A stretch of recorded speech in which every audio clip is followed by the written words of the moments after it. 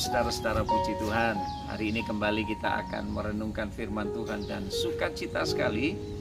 Tepat di hari ini kita merayakan Valentine Day yang disebut sebagai hari kasih sayang. Dan hari Jumat yang lalu saudara-saudara kita juga merayakan Hari Raya Imlek, sebuah perayaan hari kemenangan bagi saudara-saudara kita yang beragama Konghucu. Nah, saudara-saudara, Tuhan kita luar biasa. Tuhan mengajarkan kasih yang membebaskan, kasih yang memerdekakan, kasih yang membuat saudara dan saya bisa membangun sebuah hubungan yang baik, dan itu dimungkinkan terjadi ketika saudara dan saya memiliki gaya hidup untuk saling mengampuni. Nah, Bapak Ibu Saudara yang dikasihi Tuhan, hati yang mengampuni menjadi judul renungan kita hari ini. Secara singkat, mengampuni merupakan sebuah tindakan untuk membebaskan seseorang dari sebuah tuntutan oleh karena kesalahan.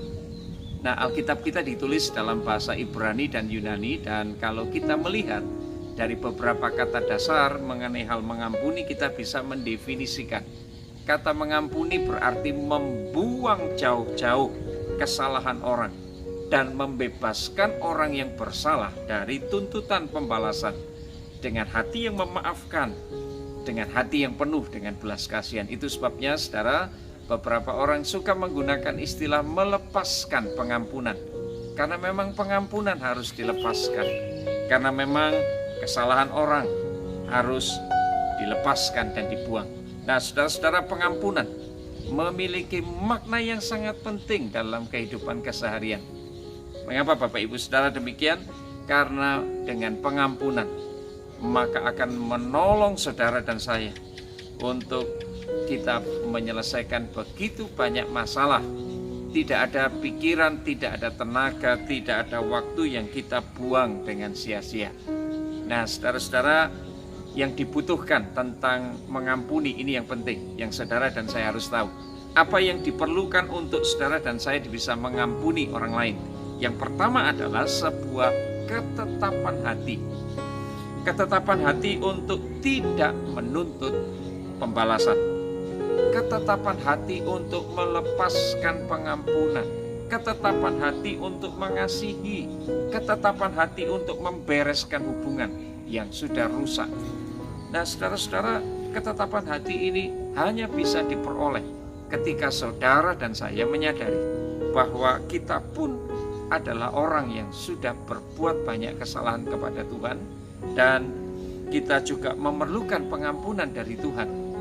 Perlu saudara dan saya ketahui, perlu saudara dan saya ingat bahwa orang lain bisa saja berbuat salah kepada kita oleh karena mungkin keteledorannya, oleh karena mungkin ketidakmengertiannya, dan itu sebabnya saudara dan saya kita perlu belajar memiliki sebuah ketetapan hati untuk melepaskan pengampunan. Alkitab kita berkata dalam Efesus pasal yang keempat ayat 32, tetapi hendaklah kamu ramah seorang terhadap yang lain, penuh dengan kasih mesra dan saling mengampuni, sebagaimana Allah di dalam Kristus telah mengampuni kamu. Puji Tuhan, Bapak Ibu Saudara-saudara. Hal yang kedua yang saudara dan saya perlu tahu, bahwa untuk kita bisa mengampuni orang lain, maka dibutuhkan pengorbanan. Dibutuhkan pengorbanan. Saudara, pengampunan memang menuntut sebuah harga yang harus dibayar. Oleh karena pengampunan, maka Yesus harus membayar harganya, mati di kayu salib untuk saudara dan saya. Tidak ada pengampunan yang gratis, tidak ada pengampunan yang murah dalam kekristenan. Nah, jadi Bapak Ibu Saudara, untuk orang-orang yang mau mengampuni ada harga yang harus dibayar, yaitu dia tidak menuntut pembalasan. Amin. Saudara, Roma 12 ayat 17-21 mengatakan demikian. Dan bagi mereka yang bersalah maka dituntut sebuah pertobatan. Dituntut pertobatan dan kerendah hatian untuk tidak membela diri. Dan jikalau ada hal-hal yang terkait dengan materi yang tersangkut, maka dituntut untuk mengembalikan dan memberikan ganti rugi atau memperbaiki hal-hal yang telah dirugikan. Saudara, Alkitab kita mengatakan dalam Roma 12 ayat 17-21, jangan membalas kejahatan dengan kejahatan. Lakukanlah yang baik bagi semua orang, sedapat-dapatnya. Kalau hal itu bergantung padamu, hiduplah dalam perdamaian dengan semua orang. Saudara-saudaraku yang kekasih, janganlah kamu menuntut pembalasan, tetapi berilah tempat kepada murka Allah, sebab ada tertulis, pembalasan adalah hakku, kata Tuhan kita. Akulah yang akan menuntut setiap pembalasan, firman Tuhan. Tetapi jika seterumu lapar, beri dia makan. Jika dia haus, beri dia minum.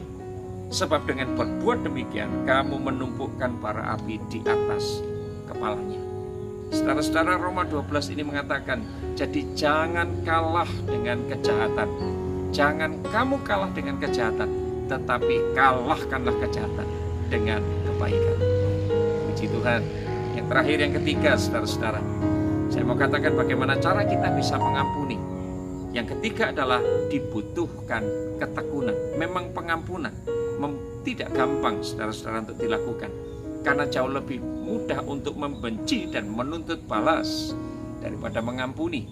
Oleh karena itu, saudara-saudara, untuk dapat mengampuni seseorang, maka orang harus sungguh-sungguh, ya, dibutuhkan sebuah ketekunan dan kebulatan hati untuk mengampuni dan mengusahakannya. Seringkali kita tergoda, saudara-saudara, untuk melalaikan hal yang dalam hal memberi pengampunan, memulihkan hubungan yang rusak. Kita merasa bahwa mengampuni sudah cukup mungkin dengan tidak mengingat-ingat kembali kesalahan seseorang. Mungkin kita berkata mengampuni cukup hanya mendoakan yang bersangkutan. Lantas kita enggan untuk bertemu dengan orang yang bermasalah dengan kita, apalagi ya kembali untuk berbaikan dengan orang tersebut. Nah, Bapak Ibu yang dikasihi Tuhan, betapa pentingnya kita memiliki kebulatan tekad, memiliki ketekunan untuk memang kita harus mengusahakan pengampunan. Bukankah Alkitab kita dalam Kolose pasal 3 ayat 13-14 mengatakan, sabarlah kamu seorang terhadap yang lain, ampuni seorang terhadap yang lain apabila seseorang menaruh dendam terhadap yang lain, sama seperti Tuhan yang telah mengampuni kamu, kamu perbuat jugalah demikian. Di atas semuanya itu, kenakanlah kasih sebagai pengikat yang mempersatukan dan menyempurnakan. Haleluya. Saudara-saudara, jadi apa yang terjadi ketika saudara dan saya tidak belajar untuk melepaskan pengampunan? Apa yang akan terjadi? Setidaknya saya mencatat 3 hal dan mari kita perhatikan baik-baik. Yang pertama adalah akan ada penderitaan secara mental dan rohani. Penderitaan secara mental dan rohani. Karena kepahitan ini akan dipupuk dengan subur ketika kita tidak mau mengampuni. Dan kepahitan ini akan menghambat pertumbuhan kejiwaan dan kerohanian kita. Bahkan kebencian yang dipendam, saudara-saudara, dapat menimbulkan penyakit. Maka kepahitan harus dihilangkan. Cara menghilangkannya dengan pengampunan. Nah, Alkitab berkata, saudara-saudara, segala kepahitan, segala kegeraman, kemarahan, pertikaian, fitnah, buang semuanya itu dari antara kamu. Tetapi hendaklah kamu ramah seorang terhadap yang lain, penuh dengan kasih mesra, saling mengampuni. Amin. Sebagaimana Allah di dalam Kristus mengampuni kamu. Efesus 4 ayat 31 dan 32. Jadi yang pertama, saudara-saudara, pasti akan ada penderitaan secara mental dan rohani. Dan yang kedua, keadaannya akan semakin memburuk kalau kita tidak belajar untuk mengampuni. Saudara-saudara, dengan tidak memberikan pengampunan, maka hubungan kita yang sudah rusak akan semakin buruk kondisinya, akan semakin keruh. Dan sebagai orang-orang yang sudah menerima pengampunan dari Tuhan, maka seharusnya kita mengambil inisiatif untuk memberikan pengampunan terlebih dahulu kepada orang-orang yang sudah bersalah kepada kita. Ingat, saudara-saudara, pengampunan terlebih dahulu harus menjadi sebuah inisiatif yang muncul dalam hati kita, dalam pikiran kita terhadap orang-orang yang sudah bersalah kepada kita.